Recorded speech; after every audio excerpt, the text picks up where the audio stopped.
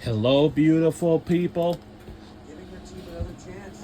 Welcome to the Cincinnati Bearcats versus Mount St. Mary's. It is Madison Harmoning.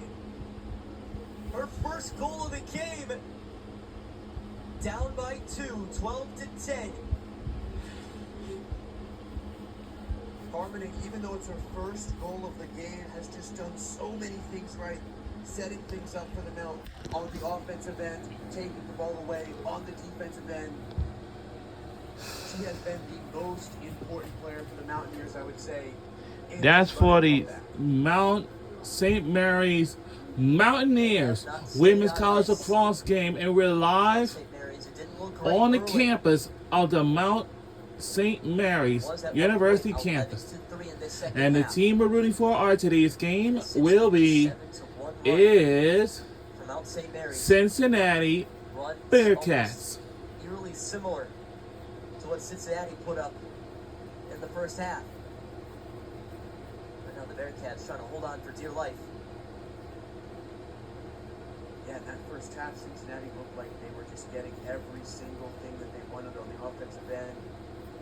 Finding gaps in the defense, pretty much walking straight up to the goal.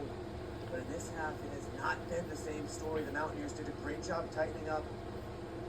Halftime time adjustments were given, and after the opening 2 minutes of the second half, the Mountaineers have only allowed 1 goal since.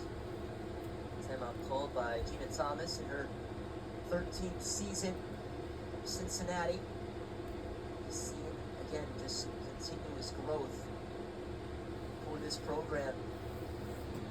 Well, they've established some success, certainly, as of late, and certainly again this season. Trying to really hold on here. 6-4 overall record this year. They've been great after starting off the season 1-4. Winning 1 of their first 4. They have since gone on a really nice run. And that's really where it had seemed at the start of this game. Now, if you're Cincinnati, you still like your chances in this. But Mount St. Mary's are asking the questions right here, right now.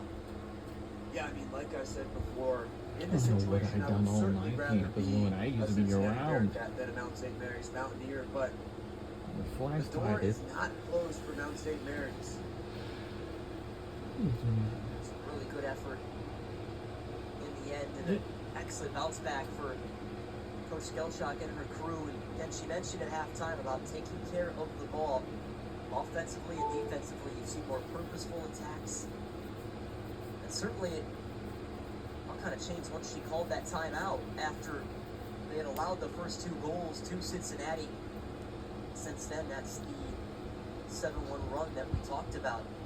Both sides really buckling down. Yeah, it seemed like for the Mountaineers, halftime just wasn't long enough for Coach to get out everything she wanted to say. She needed a little extra time with that timeout, tighten up the gaps in the defense, and now they have played like the team that we all knew that they could coming into this game. There's the last 3 goals for the Mount. That's Harmoning. He's able to get the goal. Big one for Cincinnati, which had given them a 4-goal lead. Cameron Callahan on that free position. Since then, it has gone down to 2. Cincinnati get the ball. 3 minutes to go in regulation. We're in the lead by 2. Let's see if we can hang on to this lead even further. They have to now if they want to keep this lead. Time management a part of the game now. Get it under 2 minutes. So they get them in a pretty nice spot here. It's been just a slow climb back from Mount St. Mary's. They've been chipping away at it. Hasn't all come at once. Hottensmeyer fakes the shot. 2.5 left in quarter 4. Less than 40 seconds on this shot clock. Turning in his Rose. She's got some space. She scores! And scores! It's a hat trick!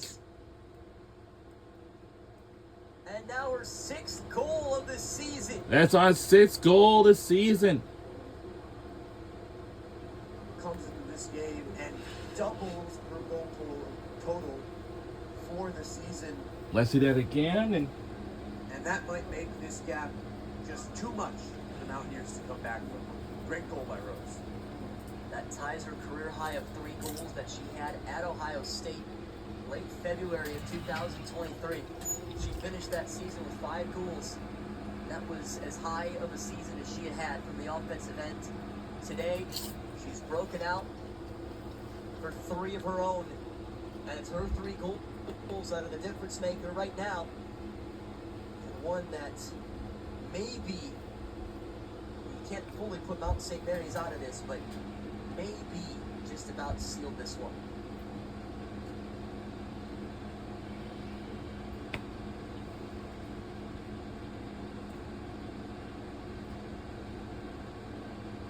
Rose playing back in her home state. She's playing with some inspiration today. With her dad in the stands today as well. Oh, rolling around for a while there, almost looked like a field hockey game. Mountaineers coming away with it, and they've got to play fast. Have to attack early on in the shot clock. We're under 2 minutes to go in the fourth quarter. Right now. Option they can.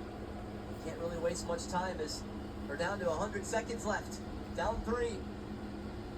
McQuay, Molchanov. Now Baird. Still nowhere to go. Federaca across. Furlong coming in from the top. Didn't like her opportunity. She gets back to her feet after going down to the deck. And it's away from Brooke Molchanov. And it's a turnover.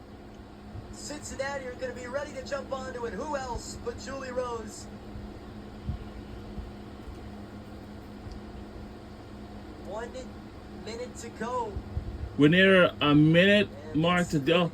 And we're under a minute to go. This is it. Yeah, as long as they can hang on to this ball.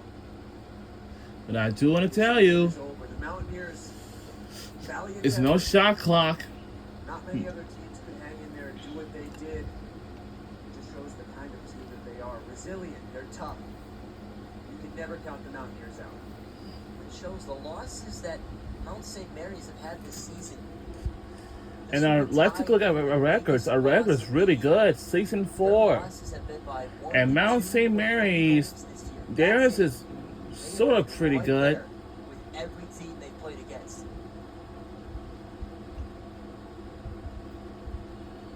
Give credit to Cincinnati, who on this road trip coming into a tough place to play and picking up their 7th win of the year. It's a card. Molly Molchanov.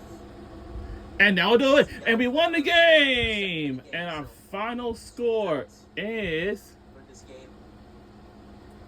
Slipping anyways with just 11 seconds to go. Oh, I don't know. We'll see. To your point, Cincinnati really did a good job of not letting things get to them. The Mountaineers were really making quite a run, and some players could have let that get to them. Oh, now they had to switch it back to a... Start to tighten up a little bit, but the Bearcats did a great job. Even though the offense wasn't there like it was in the first half, they did everything they needed to do to come away with the victory today. And that's going to Yep, that'll do it. And we won the game by 3 points. And our final score is 13-10. Go Cincinnati Bearcats on the win. Who had 3 goals in the first half. 4 assists for Nate Selhorn, the young freshman. And our record now is 7-3. That's a very good record for our team this season. Came on back, cut it to 2. Just couldn't fully make their entire distance back, but well fought in the end. Excellent second half production and performance, but in the end, Cincinnati picking up the big victory. Yeah, Coach Stelkach has to be super happy with the effort in the second half. All right.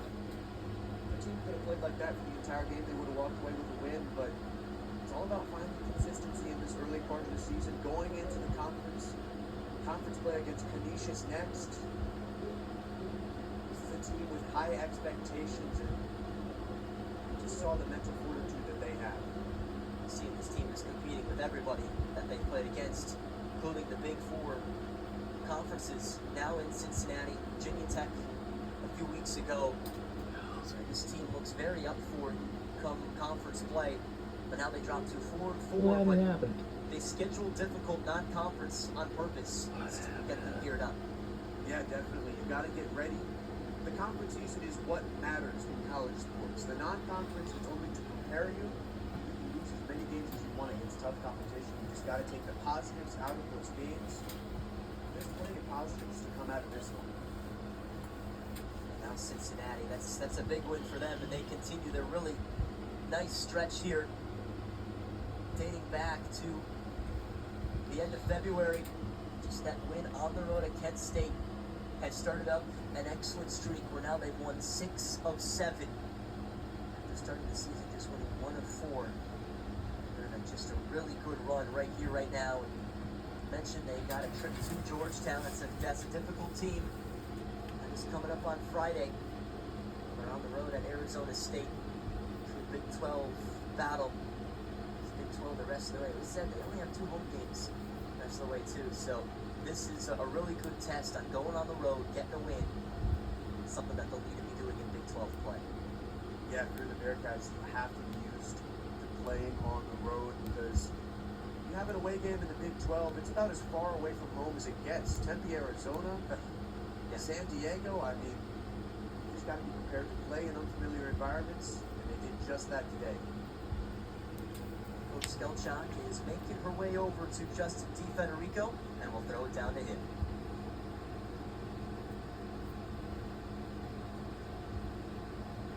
Uh-oh.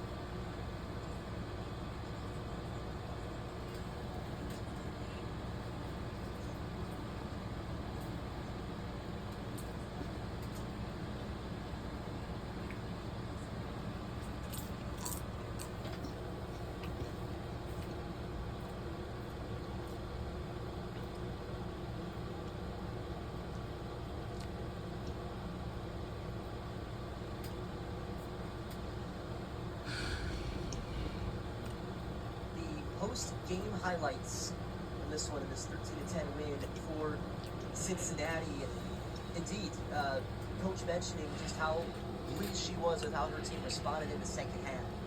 That's exactly what Mount St. Mary's were able to do after Cincinnati had gone out to a really nice start in this game. They had a great halftime lead.